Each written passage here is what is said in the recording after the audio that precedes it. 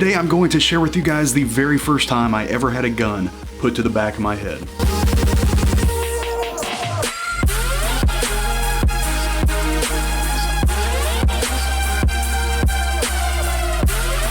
Hey guys, what's going on? I hope you're having a fantastic Thanksgiving so far. Thanksgiving is hands down my second favorite holiday of the year, Christmas being number one. I only have two requirements for Thanksgiving, and that is I want a turkey leg and I want to sit at the end of the table. That's it. I'm a very simple person. I like what I like, and that's it. So thankfully today I got exactly that. I got my turkey leg and I devoured it in about 0.5 seconds. Anyway, the other day I was trying to come up with ideas for videos, and I thought, what better video to do than one where a gun's put to my head? So the funny part about this story is this actually happened long before I was ever a cop. I actually used to work as security. You heard what Mr. Molly said? We top flight security of the world, Craig. Not just the city, the world. Now, telling you guys about this story is actually very embarrassing for me, and the reason why is because way back in the day, I wanted to be a cop so bad that I always bought cop shit. So way back when, I actually had a 97 Ford Taurus, red in color. Had it all tinted out, and I even had a spotlight installed on my personal car. A few years before that, my dad actually gave me a red and blue like strobe light panel, and I tied it to the visor. It was a visor light.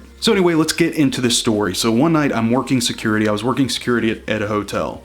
I got off at about 5:30 in the morning, and at the time I lived about 30 minutes north of this location. So anyway, I get done, I get in my personal car, and I get on the highway. So as I'm going onto the highway, literally as I'm going onto the highway, there is a red Ford Explorer that is hauling ass past me. Now I'm getting on the interstate at about 70 miles an hour. I don't know what told me to try to follow this vehicle, but something stuck out about it. I wanted to check it out. Again, keep in mind at the time, guys, I am a security guard. I have no weapons, nothing. So I end up catching up to this red Ford Explorer, and it's all over the road, dude. Like, it's going from the inside lane to the middle to the out. It's coming back to the inside lane, like it's going off the road.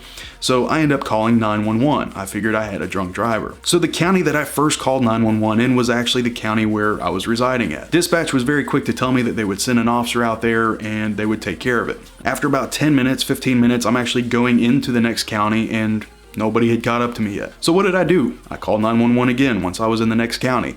That county also told me that they were going to send an officer out.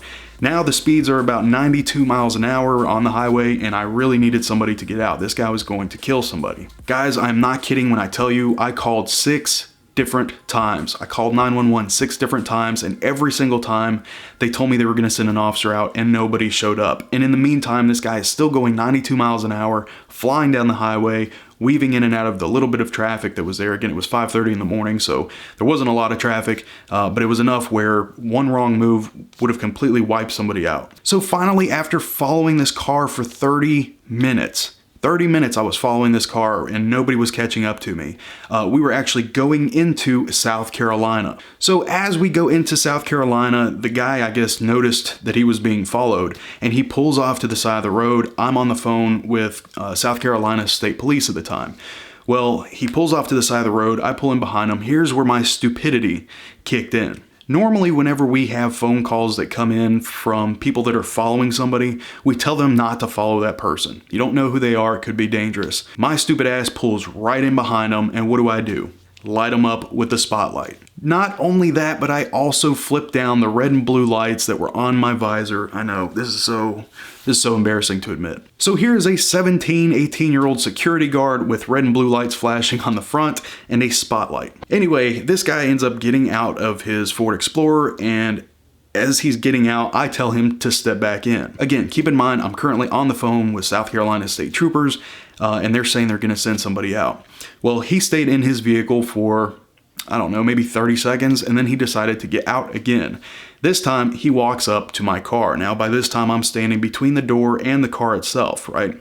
So I'm standing in between these. He walks up. He looks at my jacket, and it said security. I had like a security badge on it. And he like focuses on it, and he's like, "You're fucking security?" Pulls out a gun and points it at me and tells me to get in front of my car. So again, guys, I'm like 17, 18 years old. I had never had a gun pointed at me before. So I'm shitting bricks, right? So I come to the front of my car.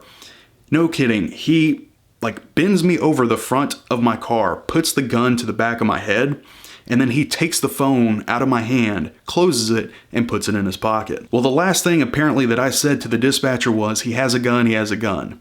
Now all of a sudden everybody wants to come out and join the fun, right? Because there's like 7 state patrol cars flying from different directions, pulling up to our location as this guy has a gun to the back of my head on the side of the highway. Here's where the fun part comes in though. So as these guys are flying up, before I know it, I'm handcuffed in the back of a patrol car. So as I'm handcuffed in the back of this patrol car, I'm wondering, what just happened? I just called, why am I in the back of a patrol car?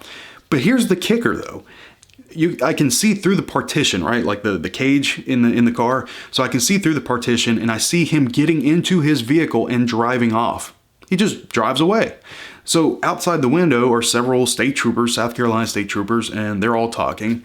And they open up the back door and they were like, why were you following this gentleman for the last, however many miles? I said, sir, I swear to God, I thought this guy was drunk. He was going almost 100 miles an hour. He was weaving all over the roadway. I thought he was going to kill somebody.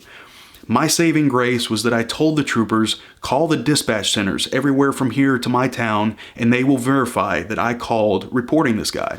So that's exactly what they did. They actually went down the line of every county between where I lived and the location we were at, and they found out it was true. I had called every county to the point where we were at in South Carolina. So to make a long story short, there were some details that I don't necessarily remember. I don't remember exactly what was said, but because I was honest about it, they pulled me out of the car, they unhandcuffed me, and they released me. They let me go. And guys, when I talk about doing dumb shit when I'm younger and not getting caught, this was a perfect circumstance. So after all the commotion was over and I got back to my car, I realized my red and blue lights were still flashing and my spotlight was still on. Now, granted, a spotlight is not illegal. Somehow, none of the state troopers saw the red and blue lights in my window. None of them saw it. The first thing I did was unplug it and I put that shit back up in the visor, never to be touched again. If I would have gotten caught with that, I would have been in some trouble. So then I had to follow one of them to a state patrol post or whatever, and I guess they were going to do a report on the incident. So I'm sitting there, the guys asked me for my phone number, and I don't know what made me think about it, but I'm looking for my phone. The dude that took off, still had it. This guy still had my phone in his pocket and I had no idea who he was. And State Patrol never got his information. So they didn't know who he was or how to contact him. So anyway, as I finish up with State Patrol, I end up going home. And as you can imagine, again, as a 17 or 18-year-old kid, I was pretty shaken up by the incident. So needless to say, I didn't get much sleep. But the one interesting thing that I actually found out from the State Patrol was they talked to this guy long enough to find out that he was an Iraq veteran. He had just gotten home from Iraq. He was on edge, and his excuse apparently was that he dropped his phone and he was trying to find it. How you're trying to find your dropped phone for 70 miles, I don't know, but hey, whatever. It is what it is. Another thing to keep in mind, guys, this is before Facebook. That's how long ago this was. This is when MySpace was still around.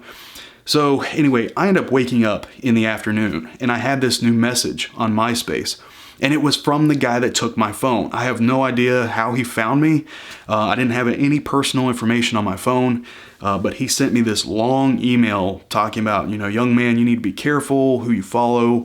I just returned back from the war. I thought you were a threat. I could have shot you. It was very kind of embarrassing, honestly. So he ends up agreeing to meet me at a Golden Corral. He said, listen, let me buy your dinner tonight. I'll bring you back your phone. I'll have my son with me, and that'll be that. Even though I was nervous, I really wanted my phone back. So I ended up meeting with this dude, and he was totally legit. Turned out he was legit. He had his son there, super nice guy.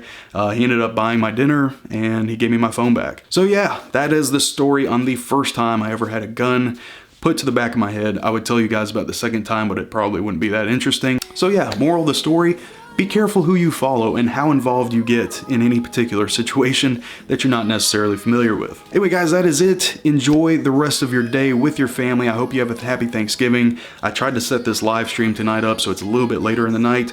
So hopefully you got some good family time during the afternoon if you want to join us. But anyway, thank you so much for tuning in. If you have any questions or comments, leave them in the comment section below and I'll try to address them accordingly. I hope you all have a fantastic rest of your Thanksgiving and I will see you guys very, very soon.